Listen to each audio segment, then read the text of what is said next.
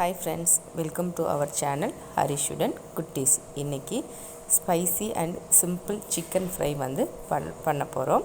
அதுக்கு 300 grams chicken வந்து எடுத்துக்கிறேன். இதில் 1 டீஸ்பூன் ஜிஞ்சர் கார்லிக் பேஸ்ட் வந்து ஆட் பண்ணுறேன். நெக்ஸ்ட்டு 2 டீஸ்பூன் கர்ட் வந்து ஆட் பண்ணுறேன்.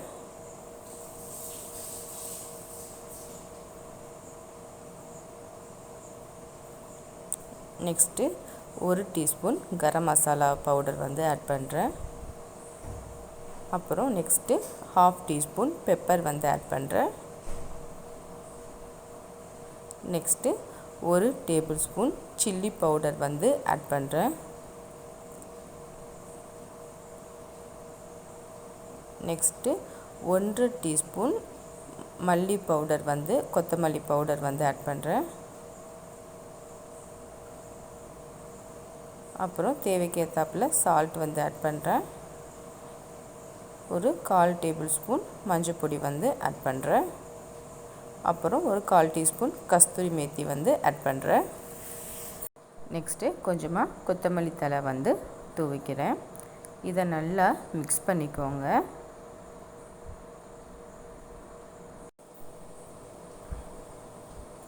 நெக்ஸ்ட்டு ஒரு அரை எலுமிச்சம்பழம் வந்து பிழிஞ்சு விட்டுக்கிறேன். லைம் ஜூஸ் வந்து ஆட் பண்ணிவிட்டு நல்லா இன்னொரு தடவை நல்லா மிக்ஸ் பண்ணுங்கள்.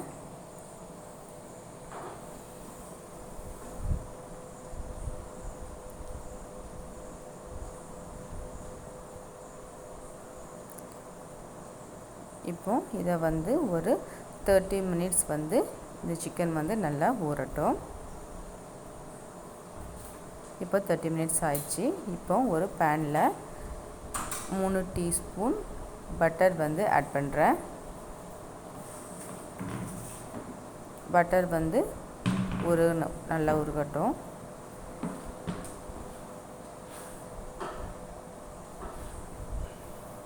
இப்போ நம்ம ஊற வச்சுருந்த சிக்கனை வந்து இதில் ஆட் பண்ணுறேன்.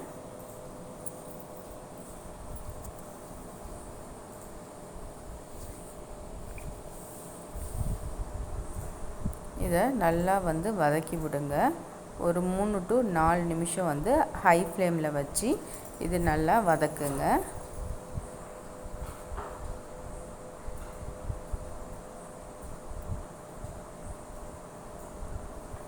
இப்போது அந்த சிக்கனில் இருக்க தண்ணி வந்து அப்படியே வெளியே வருது.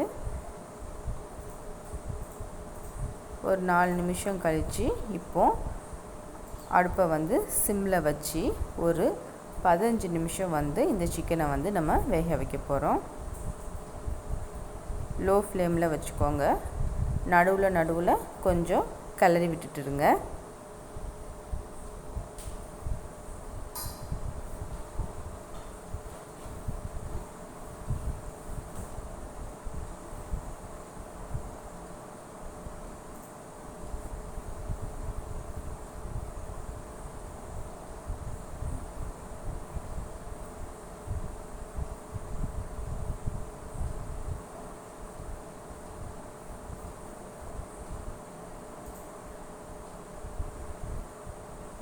சிக்கன் வந்து நல்லா லோ ஃப்ளேம்லேயே நல்லா வேகட்டும்.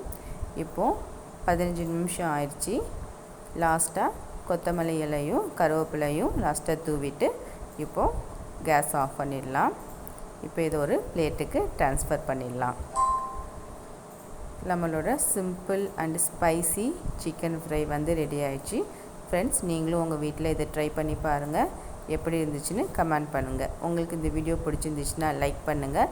மறக்காமல் எங்கள் சேனலுக்கு சப்ஸ்கிரைப் பண்ணுங்கள். பக்கத்தில் இருக்க பெல் பட்டன் கிளிக் பண்ணுங்கள். அப்படின்னா தான் நாங்கள் போடுற வீடியோஸ் உங்களுக்கு நோட்டிஃபிகேஷனாக வரும். தேங்க்யூ. Bye by.